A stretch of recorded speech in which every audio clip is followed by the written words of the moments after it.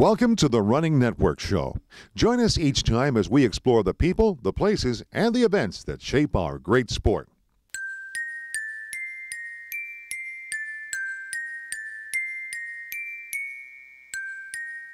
Flanagan favorite Desiree Linden here, and here at Boston. So I'll let her say a few words about her training. What's your training been like over the winter? It's been a pretty good training block. I've actually fortunate to get out of the winter a little bit this year, which I think helped a touch. Was in E10 for 6 weeks, and then went down to Florida, and then spent the last couple weeks in Michigan on the home turf, getting used to workouts on familiar places, and everything's going really well. I feel strong and healthy, and so I'm pretty excited to put it to work on Monday. Now, you did the, New York City half? How'd you feel about that race? It wasn't my best race. It was actually a pretty tough day for me, but I think when you're in the middle of a marathon build-up, it's kind of to be expected. You could go in with tired legs. You could feel really strong and have a great one, or you could just get the day where you can't quite turn it over the way you want to. So I got the bad half of that, which is a bummer, but rebound and focus on the marathon. Now, was that your only major race during the winter? Yes, correct. That's the only race I've done this year, and kind of gearing up for this one. So do you feel you can kind of repeat what you did a couple of years ago here and be in that top 1, 2, 3 like you were before? I hope so. That's the goal. I think I'm as fit as I've ever been, and it's hard. You always have different contenders, and you have different race dynamics, different weather. But, I think I can put in a similar effort. Whether that puts me in the hunt down Boylston or not remains to be seen, but I think I've done everything I can to put myself in that position. Now, how many Bostons is this for you? This will be number 4. So, yep. And after this, are you still just going to continue on marathon training, or are you maybe thinking about running 10K on the track this summer for World Championships or the Marathon and World Championships? What do you think about, this summer? Yeah, we'll definitely not do any more marathon training for a fall or anything like that. So we'll turn it around and try to get on the track, try to get a little quicker. Whether that means I can try to compete for a World Championship spot is we'll have to wait and see. I haven't done track stuff in quite a while, so it's going to be a bit of a stretch, but won't count it out. Oh, for sure. You're right in there. When you're at home, in the Detroit, Rochester, where do you guys do most of your training at? Yeah, so regular training days are on the dirt roads in Rochester, or the Paint Creek Trail, Clinton River Trail, favorite spots. And then all our sessions are at Stony Creek Metro, so really familiar with that 6-mile loop around the lake, and I know how to run that course pretty well. You can't get lost on it. Other than that, like your weight, your diet, everything, do you feel like you're basically where you were before your injury? Yeah, definitely. I think my weight is like really dialed in. I can eat nothing or everything, and I'll stay between 96 and 98. It's a very nice thing to have. So that's set, and I feel good. I feel healthy, and just all pretty excited. Well, we're all rooting for you on Michigan. We're hoping to see you right at the front. That was exciting a few years ago, and after this, the Olympics are coming up, and just a year between now and the trials. So, any other big plans or anything other to say about what's coming up? Yeah, I mean, it's exciting. We'll get a nice little preview of the trials on Monday. We have some big contenders on the American side in here. I think everyone has different tactics for that part of the race with the American component, so it'll be interesting to see where everyone lands. But we'll have plenty of time after this to get ready for the trials, and I like my position with that. I like how things are building towards that. So this is another good step, staying healthy and getting more work under my belt. Well, running this race, over the years, what do you think is the hardest part of this race to run? Section, what do you think? I think everybody's got an opinion on that. I think it's always the last 6. I think that's just the marathon. You throw in a couple of those late hills, and those are tough, and you think, all right, I can't wait to get back to the downhill. And then the downhill's just as bad. So, the last 6, you're kind of in for a painful finish no matter how your race is going, and you have to mentally prepare for that. But you got a big crowd the whole last 6. Exactly, and that's where you really tap into that and embrace the fan support, and there's nowhere better than Boston. Well, good luck with everything, and do your best, and good luck. And us from Michigan are wishing for you to be at the top. Awesome.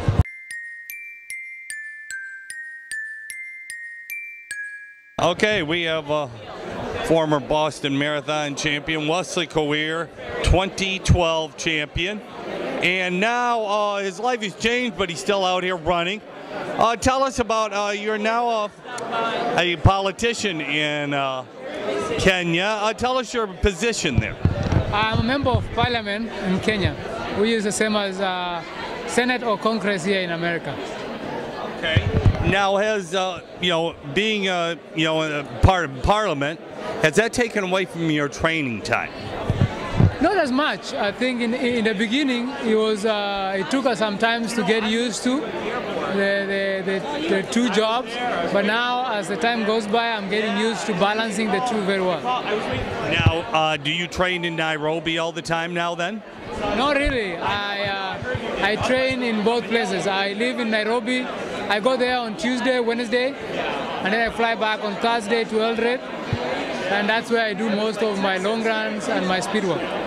Now, how many days a week are you in Parliament? 3 days a week. Tuesday evening, Wednesday all day, and Thursday evening. So that still gives you a fair amount of time to train them. Now, what are some of your, what do you think you've made some positive changes in Kenya, being part of Parliament? Pardon? Have you made some positive changes in Kenya since you've become part of Parliament? Yeah, I think I have. I'm honestly proud of what I've done so far in legislative part of it, working with the government on the doping issue and trying to legalize, to make sure that it's illegal, to criminalize doping. I think I've done that very well, and educating athletes on the issue of doping has been very good. But also in my area, I've been able to bring a lot of development, like water, education, build schools, hospitals, and I'm just happy about it.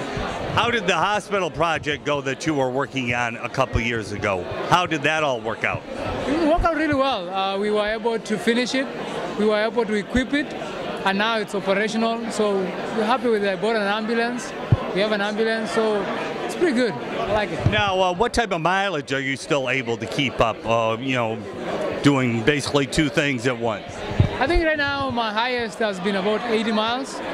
So pretty much, more concentrating on the long runs and one speed walk during the week. So that has been what I've been doing, concentrating on doing 20 to 25 miles a week, and then 25 miles on the long run, and then doing one speed walk a week. So that's been good. Okay. Well, now are you looking for what, like a top 10 finish this week on Monday?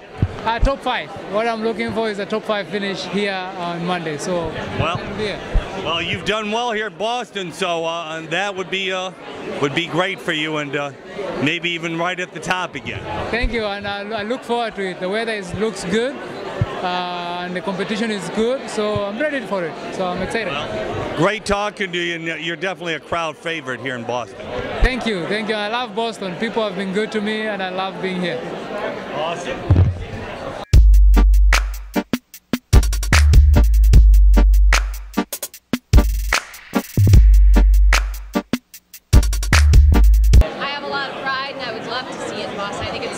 Talk about just a great historic place to hold the Olympics. I mean, so.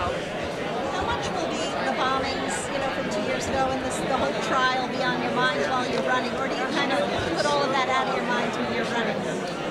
Yeah, I mean, I think it's just, it's always present. You're always thinking about it, but at the same time, I'm inspired to do the best I can because I'm running for those who cannot. There's a lot of people that were obviously hurt by the bombings and now have prosthetics. So I think I'm just grateful for my health, and it makes me appreciate it even more so. When you're training for the course, what was your peak mileage leading up, and have you taken it off coming into those weeks? Yeah, I've done a little less mileage than I typically would in previous build-ups, and I feel like I have a lot more spunk in my legs, but I still run quite a bit. It's all relative. But I was about 100 to 110 miles a week as opposed to like 120. So we're just focused on more quality and less like junk mileage. So. We're talking about the bombings. Is the atmosphere different this year? Do you think there'll be less focus on what happened in 2013 because it's further in the past, or is there still a lot of... You know, I don't know. I mean, I don't know. The energy and the enthusiasm for myself is exactly the same. I feel maybe a little bit more calm though. It was really intense last year, I think, for everyone. But it's still the Boston Marathon, and everyone is always so excited to be here and so excited to compete. So yeah, it'll be interesting. So far, I feel like the same energy, but maybe toned down just a little bit. And I mean, do you feel like this can ever be just a race again? I mean, it was probably never a race, just a race for you. Yeah. You know, last year there was so much kind of built into the meaning of the race and men's win. Yeah. Do you think that this year now it's an athletic competition again, or is there still kind of that extra layer? Oh, there's always an extra layer at Boston. The people are running for so many reasons, whether it's charities or their family, or there's a lot of deep meaning behind the Boston Marathon, and I think it's life-changing for a lot of people when they participate in this event. Yeah, thanks. Hello, Shailen. Hi. So anyway, sounds like your training's been great, and you know, over the years you've done this race, and what are you feeling about this year? How do you feel about winning the whole shot? I mean, how do you feel going into this? I feel really optimistic. You know, I'm shooting for top 3, and I've been on the podium in New York, and I've been on the podium in Berlin, the other 2 world majors that I run, and yet to do that in Boston. So I'm really looking forward to having my best result so far. Now, leading up, you know, was it just a year before the Olympics? Are you looking more to be on the marathon team or the 10K? Are you going to work more on the marathon or on tracks after this? I think I'll focus on the marathon. That's where my heart is like really into. But I'll always have the option of the track if I fall short of making the team. That would definitely be my next priority. Now, how many Bostons is this for you? This is my 3rd Boston. So maybe 3rd time be the charm? It was for Meb, so yeah. And, well, other than that, it sounds like you're all set. Well, good luck with everything. Thank you. We wish you all the best of luck. Thank you. Have a great race. Thank